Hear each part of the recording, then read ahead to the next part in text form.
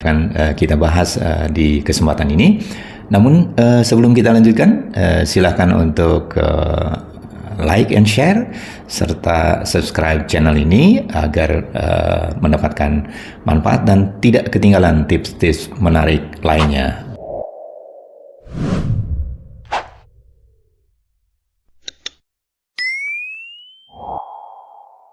Baik.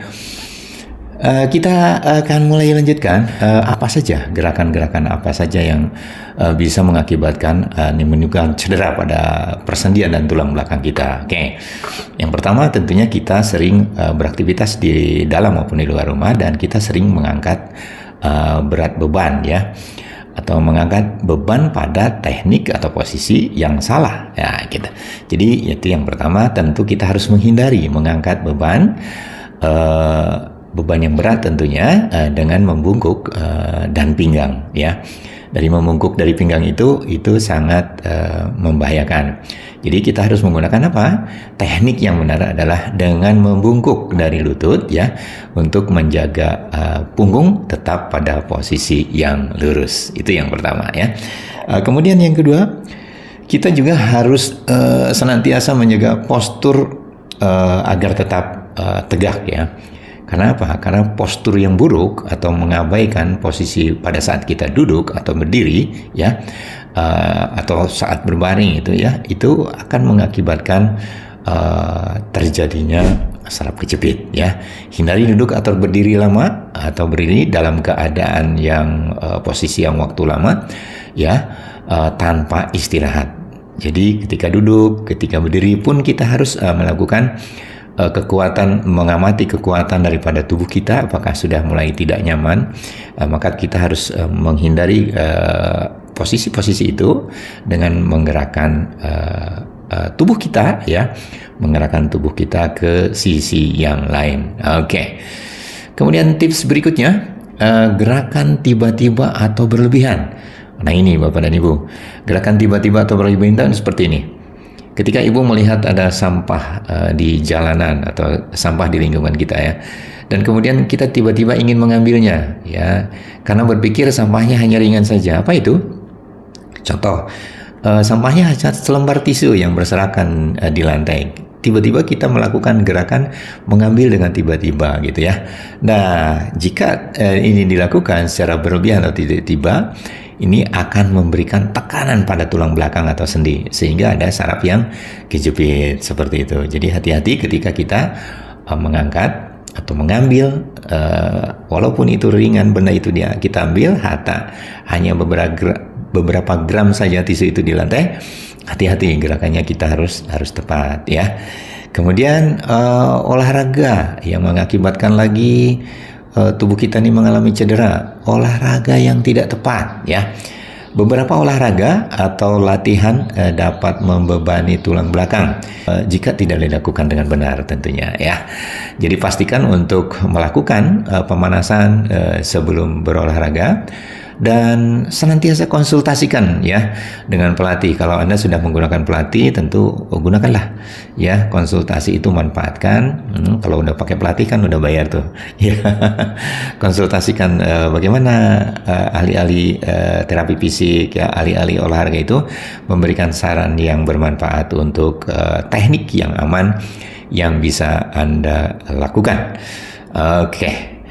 Berikutnya, tips yang berikutnya adalah kurangnya fleksibilitas dan kekuatan pada otot.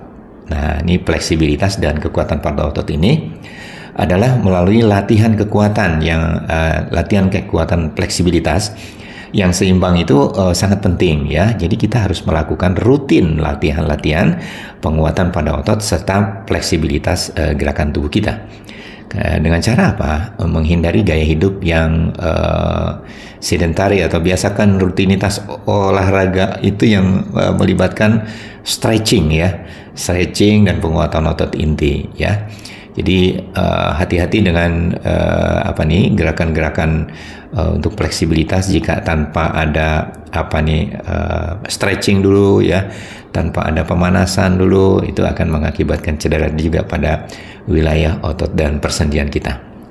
Oke, yang kemudian yang paling mungkin tidak kita sadari adalah mengabaikan sinyal nyeri. Kadang-kadang kita ada merasakan satu titik nyeri ya. Saya dulu ada satu titik yang nyeri terus-menerus pasca insiden 7 tahun sebelumnya. Ternyata itu adalah akibat atau sinyal awal ketika tubuh tidak merespon ya, pemilik tubuhnya tidak merespon ya. Jangan abaikan rasa sakit atau ketidaknyamanan yang dirasakan ya. Segera konsultasikan dengan profesional medis ya atau ahli ketika mengalami gejala-gejala seperti ini ya. Oke, berikutnya tips untuk kita tidak terjadi cedera pada saat kita beraktivitas ya. Ketika kita duduk ya, gunakan kursi dengan dukungan punggung atau pilih kursi yang memberikan dukungan punggung yang baik jika Anda banyak duduk ya. Jika Anda banyak duduk, maka duduklah duduk yang memiliki dukungan punggung yang baik ya, senderan yang nyaman ya, yang ergonomis, artinya seperti itu ya. Jadi kemudian ketika kita tidur pun harus dengan posisi yang benar ya. Gunakan kasur yang tidak terlalu empuk ya. Kasur itu lebih baik, lebih keras lebih baik ya, terutama bagi mereka yang sudah mengalami gangguan pada saraf tulang belakang ya. Kemudian alignment tulang belakang itu kelurusan tulang belakang, posisi tulang belakang seperti posisi miring dengan bantal di antara lutut ya, leher tidak terlalu tinggi dan seterusnya, itu harus diperhatikan ya. Oke, kemudian kecukupan air atau hidrasi dan diet sehat. Apa itu hidrasi? Hidrasi adalah kecukupan cairan dalam tubuh agar tidak mengganggu sirkulasi pada tubuh ya. Jadi kalau konsumsi makanan yang kaya akan kalsium dan vitamin D juga ya, untuk menjaga kesehatan tulang dan sendi ya. Vitamin D kita bisa juga sambil berjemur pagi seperti itu ya.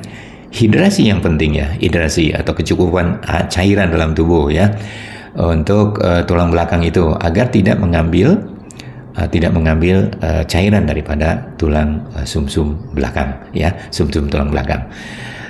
Yang berikutnya tentulah ini satu hal yang menunaikan amanah tubuh. Tubuhnya minta diperiksa secara rutin ya. Jadi lakukan pemeriksaan rutin kesehatan ya untuk memantau kondisi tulang belakang dan sendi ya.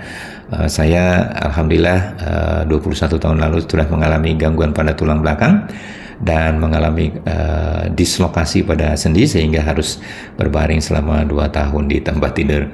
Mudah-mudahan dengan menghindari gerakan dan kebiasaan yang dapat membebani tulang belakang serta menerapkan tips tadi yang saya sampaikan, mudah-mudahan Anda dapat terbantu, terhindar atau mencegah daripada HNP atau dislokasi sendi. Jangan lupa untuk like dan share serta subscribe channel ini jika dirasa memberi manfaat. Terima kasih dan salam sehat tulang belakang. Assalamualaikum warahmatullahi wabarakatuh.